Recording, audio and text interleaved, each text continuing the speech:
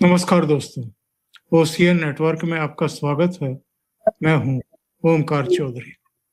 कल रात जो सनसनीखेज वारदात हुई थी, मुझे लगता है कि चुनाव परिणाम आने के बाद से जो पश्चिम बंगाल में अलग अलग क्षेत्रों में हिंसा हो रही है, आगजनी हो रही है, तोड़फोड़ हो रही है, पथराव हो रहे हैं और लोगों पर जानलेवा हमले किए जा रहे हैं। कल रात जो कुछ हुआ वो मैं कहूंगा कि उसका चरम बिंदु था। शुभेंदु अधिकारी के पीए चंद्रनाथ रथ की हत्या कर दी गई और सुनते हैं कि वो पिछले 15-20 साल से शुभेंदु अधिकारी के लिए काम कर रहे थे, उनके दाहिने हाथ माने जाते थे। और शुभेंदु अधिकारी ने आज जो बयान दिए हैं उससे ये साफ है कि उनका शक सीधे टीएमसी पर है और ममता बनर्जी के गुर्कों पर है, क्योंकि उन्होंने ये कहा है कि चूंकि ममता बनर्जी को मैंने हराया इसलिए चंद्रनाथ रथ की हत्या कर दी गई है। ये बदले की राजनीति है। मेरे साथ कोलकाता से जुड़ गए हैं पंकज विश्वास जी, बहुत स्वागत है। नमस्कार पंकज जी, इस पूरे घटनाक्रम पर एक बार जरा बताइए कि कैसे हुआ है, इसके पीछे की मंशा क्या है। और अब तो सीबीआई जांच की मांग भी हो गई है, टीएमसी भी कर रही है और भारतीय जनता पार्टी की तरफ से भी हुई है। सर एक्चुअली मुझे भी यही लगता है कि जब कल ये घटना जब हुआ रात को, तब से ही मुझे लग रहा था कि इसके पीछे क्या वजह हो सकता है। मैंने भी कल रात में अपने चैनल पे लाइव आके लोगों को बताया कि क्या एक्चुअली हो सकता है। पहली बार सर, ये जो घटना है ये सिर्फ भवानीपुर का रिएक्शन नहीं है, इसके पीछे और पुराना भी घटना जुड़ा हुआ है। सर आपको पता है कि नंदीग्राम में भी पिछली बार शुभेंदु अधिकारी ने हराया था ममता बनर्जी को, और चंद्रनाथ रथ जो है वो टीएमसी के समय से ही उनके साथ जुड़े हुए हैं एज ए टीए या ओएसडी। तो इन्होंने और पूरा शुभेंदु अधिकारी का जो पूरा नेटवर्क है वो वही संभालते हैं। उनका डे टू डे शेड्यूल, उनका रुपया पैसा पॉलिटिकल किस कार्यक्रम में लगाना है, किसमें कितना फंड करना है, सारा कुछ यही संभालते थे और पॉलिटिकल स्ट्रेटेजी भी यही संभालते थे। इस बार भी जब शुभेंदु अधिकारी दोनों जगहों से खड़े हुए, एक नंदीग्राम और एक भवानीपुर, तब इन्होंने पहले नंदीग्राम के लिए शुभेंदु अधिकारी के लिए रणनीति पूरा फॉर्मूला तैयार किया और फर्स्ट फेज में जब इलेक्शन हो गया उसके बाद पूरा कॉन्सेंट्रेट भवानीपुर में इन्होंने ही किया।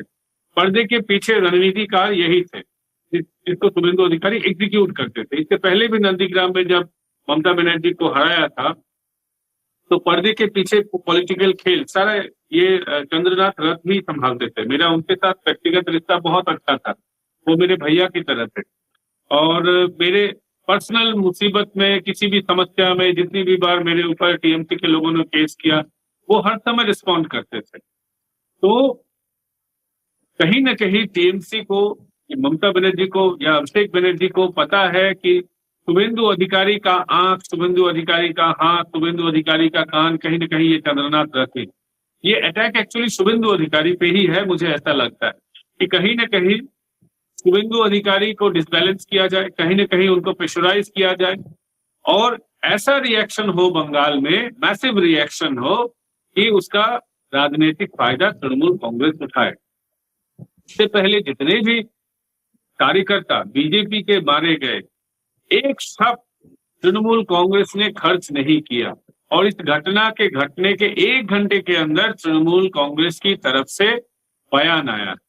ये चौंकाने वाला था। बीजेपी के कार्यकर्ता जब मारे जाते हैं तो टीएमसी उस पर हंसती है, टीएमसी बोलते हैं कि आपसी रंजिश है वगैरह वगैरह, ये कोई अलग घटना है, छोटी घटना है। लेकिन टीएमसी ने खुद, कल टीएमसी के पेज से ये मांग किया गया है कि इसका सीबीआई जांच हो। क्यों सीबीआई जांच हो भाई?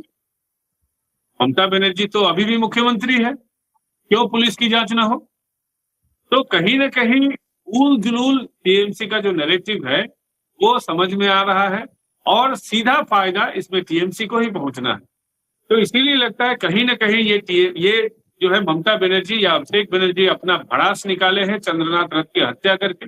लेकिन जिसने भी इस घटना का अंजाम दिया है बड़ा बुरा फंसेंगे वो। 3 लोग अब तक गिरफ्तार किए जा चुके हैं, मोटरसाइकिल बरामद कर ली गई है, गाड़ी बरामद कर ली गई है। भेद तो खुलना है इसका पंकज जी। सर भेद तो जरूर खुलेगा, आज न कल भेद जरूर खुलेगा। जिसने भी इस घटना का साजिश दिया है, अंजाम जिन लोगों ने दिया है, दे आर स्टूडेंट्स ओनली। लेकिन जिन लोगों ने इसकी प्लानिंग की है वो देर सवेर वो गिरफ्त में जरूर आएंगे। पश्चिम बंगाल की पुलिस हो या सीबीआई हो या ईडी हो, कोई भी एजेंसी हो, एनआईए हो, भारत की हर एक संस्था काबिल संस्था है। लेकिन पुलिस को इतने दिनों तक ममता बनर्जी पॉलिटिकल पर्पस के लिए यूज करती थी और वो 4 तारीख के बाद उसका अंत हो गया है। पश्चिम बंगाल की पुलिस मुझे लगता है कि, और इस मामले को सीआईडी को दिया गया है। सीआईडी एक काबिल संस्था है। मुझे लगता है कि बहुत जल्दी इस घटना का खुलासा होगा और होना भी चाहिए। और इसके पीछे जो लोग हैं जिन्होंने भी साजिश किया है, क्योंकि ये बहुत तेज दिमाग का खेल। एक गाड़ी बाइक को ओएलएक्स से खरीदा गया है, गाड़ी को उसी तरीके से खरीदा गया है, उसका जो सामने का जो चैसिस नंबर है, इंजन का नंबर है, उसको भेज दिया गया था। नंबर प्लेट अलग यूज किया गया है, दूसरे गाड़ी का नंबर प्लेट इस गाड़ी पे न लगाया गया था। ये बहुत प्लानिंग वाला घटना है। बहुत देर तक उनको फॉलो किया, जब वो निकले वहां से उनको फॉलो किया गया है, बहुत दूर तक फॉलो करके चेज करके गोली मारा गया है। और एकदम इसमें कोई शक शुबा न हो, इसमें भूल की गुंजाइश न हो, इसके लिए बाइक वालों ने पहले बहुत दूर तक चेज किया, फिर बाइक और कार एक साथ दोनों झपट के गोली चलाए हैं वहां पर। और जो वहां पर प्रत्यक्षदर्शी थे ड्राइवर, उनको भी गोली मारा गया। हालांकि वो अभी तक जिंदा है, ये बहुत अच्छी बात है, क्योंकि उन्होंने देखा भी होगा जिन लोगों ने गोली चलाया। अभी जो लोग पकड़ में आए हैं वो लोग वहां के लोकल गुंडे हैं। पुलिस उनसे पूछताछ करके जानना चाह रही कि क्या हुआ है, लेकिन ये असल गुंडे नहीं है या असल अपराधी नहीं है या असल शूटर भी नहीं है। अभी तक असली अपराधी पकड़ा जाना बाकी है। मुझे तो एक शक है कि कहीं ये बांग्लादेश भाग न जाए, क्योंकि टीएमसी के बहुत सारे लोग अभी बांग्लादेश भाग रहे हैं। खुला बॉर्डर अभी भी बहुत जगह पे है। बहुत सारे काउंसिलर, बहुत सारे नेता, पंचायत के सदस्य, समिति सदस्य, जिला परिषद के बहुत सारे लोग भाग रहे हैं बांग्लादेश की तरफ। लेकिन उनको सतर्क रहना चाहिए, जो सिक्योरिटी एजेंसीज है जल्द से जल्द गिरफ्तार होना चाहिए, क्योंकि जो व्यक्ति मुख्यमंत्री बनने जा रहा है, जिसकी गुंजाइश है, हालांकि बीजेपी ने अभी भी ऑफिशियली अनाउंस नहीं किया है, लेकिन जैसा हम पत्रकारों को लग रहा है कि जो व्यक्ति मुख्यमंत्री बनने जा रहा है उसका सबसे करीबी आदमी मारा जाएगा।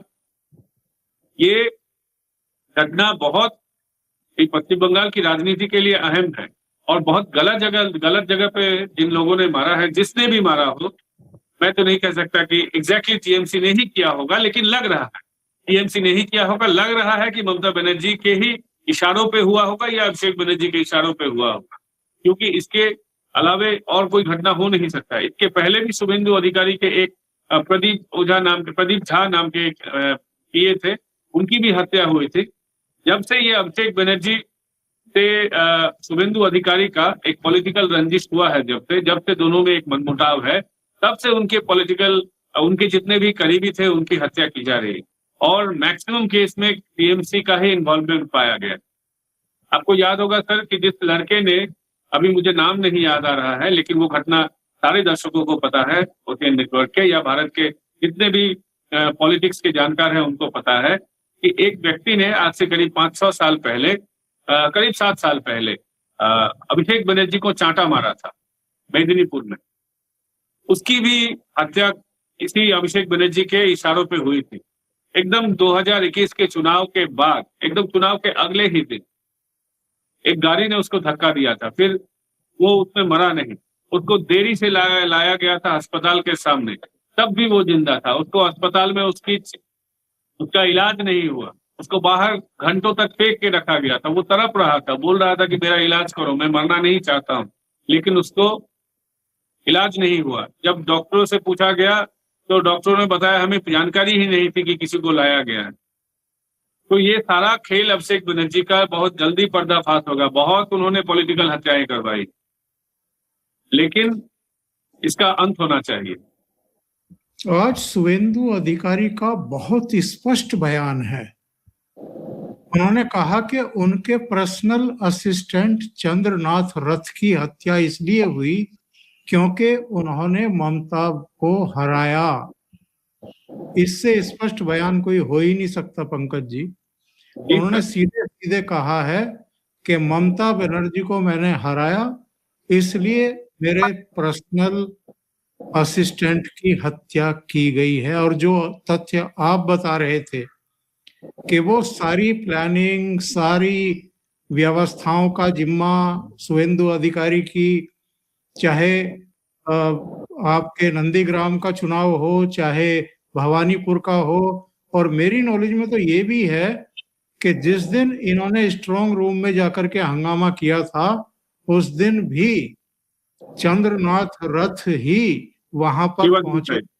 भारतीय जनता पार्टी के कार्यकर्ताओं को लेकर के। जी तो जी। एक एक खुंदक हो गई थी कि इसको रास्ते से हटाओ और शपथ से पहले शुभेंदु अधिकारी को एक बड़ा घाव दो, एक बड़ा दर्द दे दो। एकदम सर, आपने एकदम सही कहा। मैं भी उस दिन स्ट्रांग रूम के बाहर था।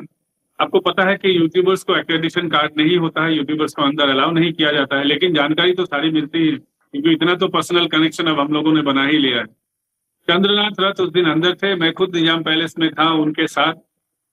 That was the last day when I personally meet him. तो वही, वो अंदर ही थे। हम लोगों को जब पता चला कि ममता बनर्जी आने वाली है, तो चंद्रनाथ रथ वो वहां गए, अंदर से गए। वो हालांकि अंदर भीतर कभी बाहर भी रह रहे थे और अंदर भी जा रहे थे। बहुत सारा पॉलिटिकल प्लानिंग उस दिन संभालना पड़ रहा था उनको। और वो जब ममता बनर्जी आते ही अंदर गए, फिर ममता बनर्जी ने जब पूरा प्रक्रिया को बंद करवाना चाहा, उन्होंने काफी विरोध जताया था।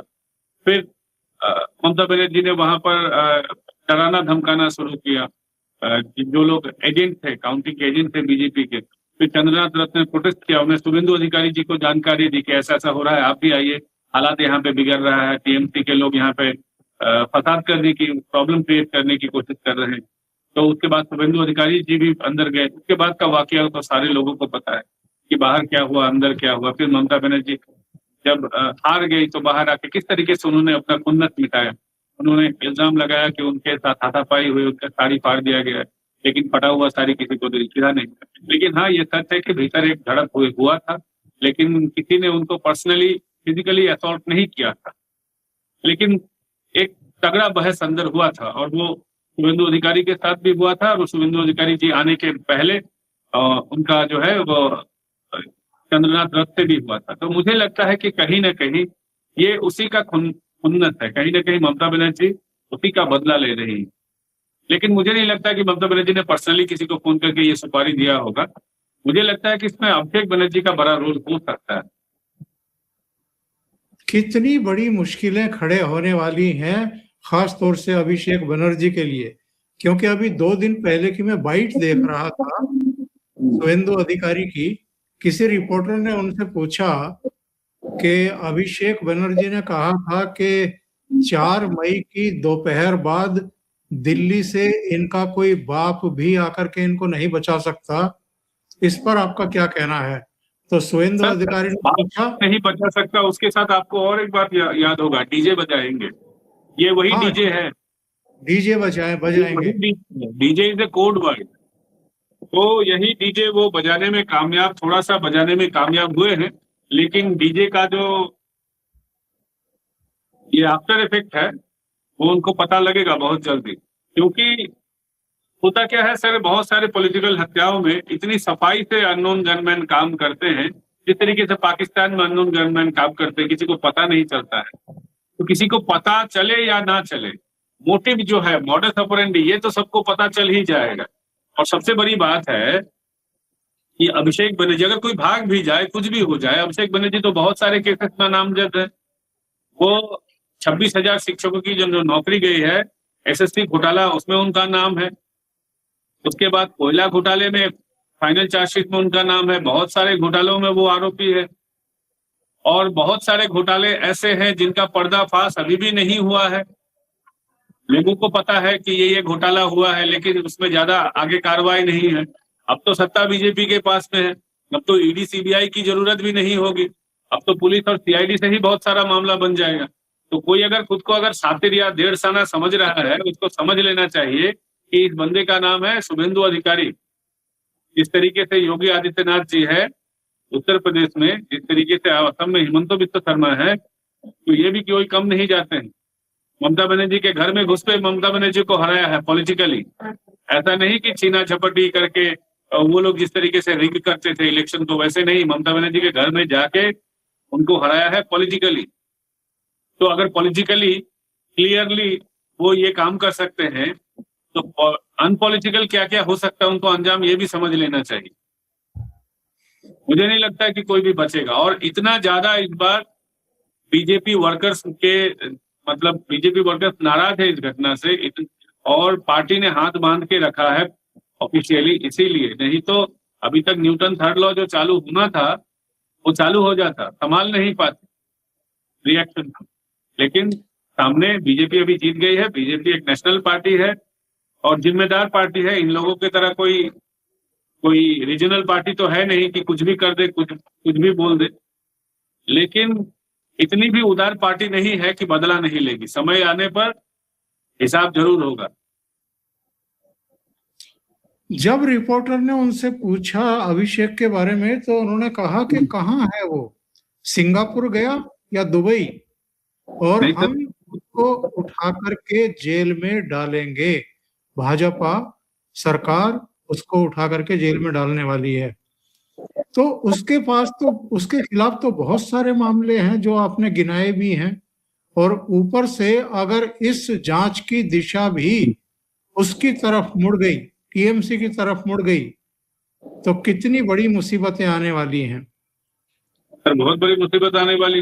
अंदर जाएंगे बहुत सारे लोग जिनको अभी भी खुला छोड़ के रखा है, जो अभी भी घोटालेबाज है, जिनको चुनाव के मद्देनजर, जिनको छोड़, राजनीति में बहुत कुछ दिमाग में रखना पड़ता है, इक्वेशन संभालना पड़ता है। चुनाव के पहले अगर इतने सारे लोगों को अंदर कर देते तो उसका ममता बनर्जी एक गलत फायदा उठाती चुनाव से पहले। अब तो चुनाव हो चुके हैं, अब तो सत्ता भी हाथ में है, इस चीज की रोक टोक है। अब तो कुछ भी कर सकते हैं। कुछ भी करने का मतलब कुछ भी गलत मैं नहीं कर रहा हूं, जो एक्चुअली कायदे से कानून के अंदर में जो हो सकता है। क्योंकि जो चाउमीन बेचता था सुजीत बोस, जो हार गया है सॉल्ट लेक में, 1000 करोड़ की संपत्ति का मालिक है। सिर्फ टीएमसी के लोगों को ही धंधा करना आता है, दुनिया में किसी को धंधा करना नहीं आता है।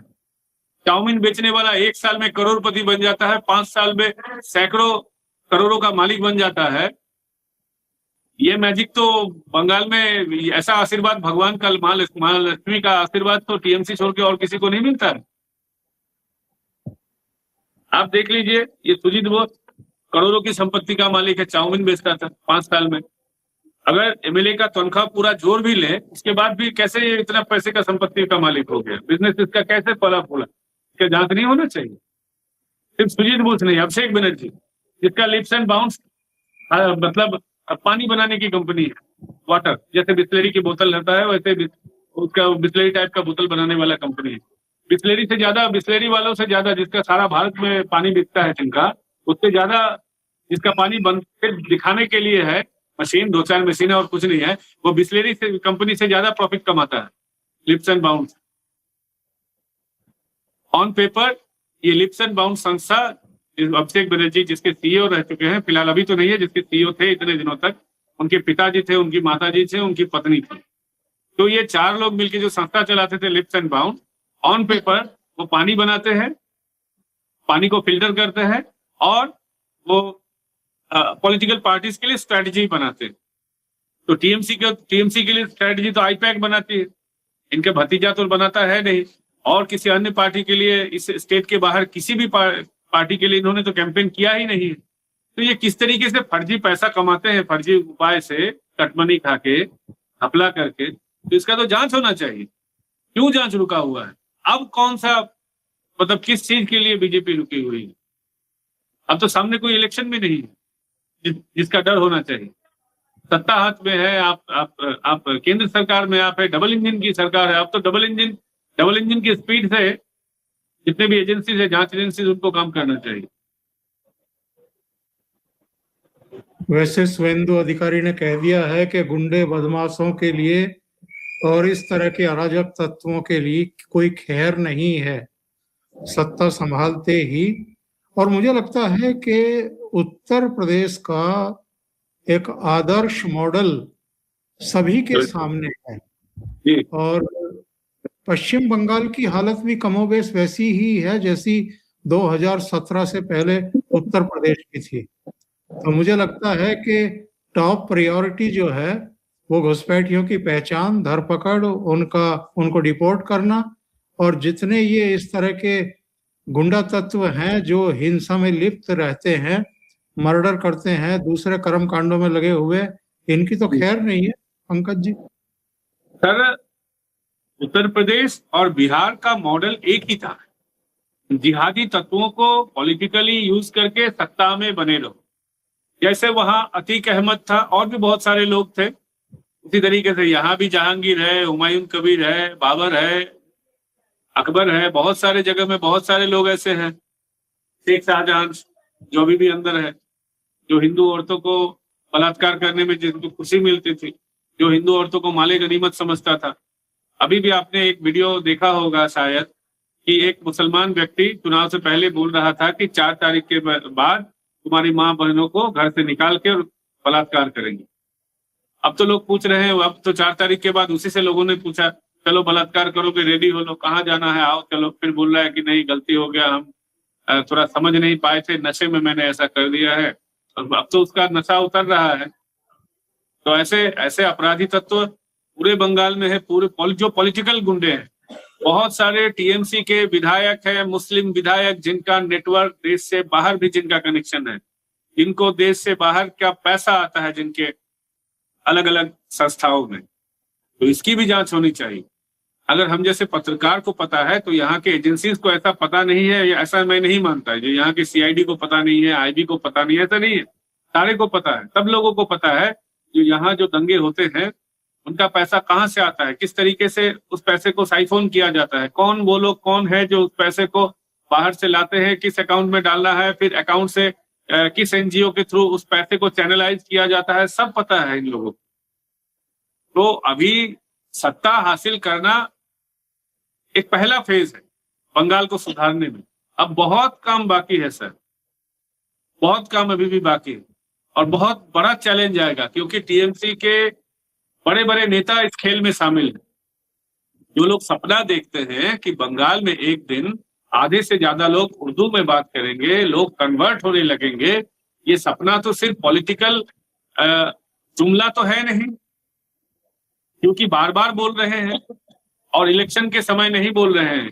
ये जब चुनाव नहीं होता है उनका अलग अलग उनके जो मतलब उनकी जो संस्थाएं हैं, जमीयत उलेमा हिंद हो गया या उलेमा का अलग अलग जो संस्था, उनकी जो मुस्लिम ऑर्गेनाइजेशन, अलग अलग मुस्लिम ऑर्गेनाइजेशन पे ये जो बोलते हैं, ये एक एजेंडा के थ्रू ये काम, एजेंडा के तहत ये काम कर रहे हैं।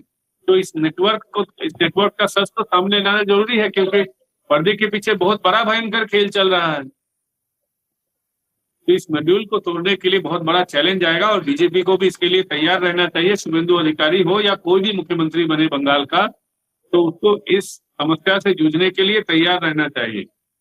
और ये सच है कि जो लोग ये काम कर रहे हैं और जिन लोगों ने ये घटना अभी किया है, चंद्रनाथ रथ वाला तो मारा है, के पीछे जो लोग हैं कोई नहीं बचेंगे। जो जिहाद का मॉड्यूल चला रहे हैं वो भी नहीं बचेंगे, क्योंकि जनता जागरूक हो गई है। अभी बीजेपी ने सिर्फ अपने कैडर के दम पे ये जीत हासिल नहीं की है, ये लोगों का वोट था जिसके वजह से बीजेपी पावर में आई है।